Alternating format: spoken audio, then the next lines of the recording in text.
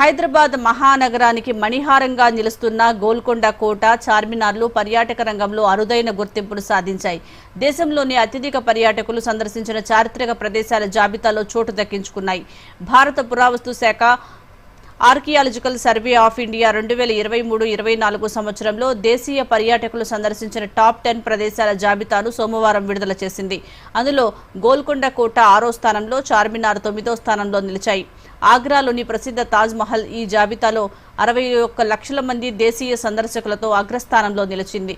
కరోనాతో కుదేలైన తెలంగాణ పర్యాటక రంగం క్రమంగా కోలుకుంటోంది. దీనికి పురావస్తు శాఖ తాజా జాబితానే నిదర్శనం.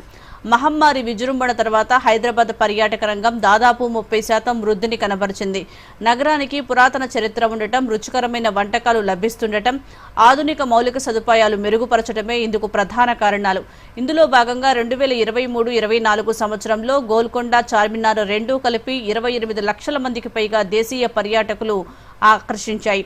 ఇందులో గోల్కొండ కోటకు 2022-23లో 15,27,000 మంది రాగా 2023-24లో 16,08,000 మంది వచ్చారు.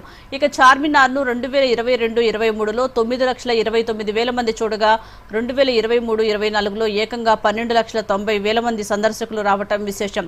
గోల్కొండను మునుపటి ఏడాది కంటే 2023-24లో 80,000 మంది ఎక్కువగా సందర్శిస్తే చార్మినార్ని 3,60,000 మంది ఎక్కువగా సందర్శించడం గమనార్హం. నగరానికి చెందిన 2 ప్రసిద్ధ కట్టడాలు పురావస్తు శాఖ జాబితాలో చోటు సంపాదించుకోవడంపై నగరవాసుల్లో హర్షం వ్యక్తమవుతోంది.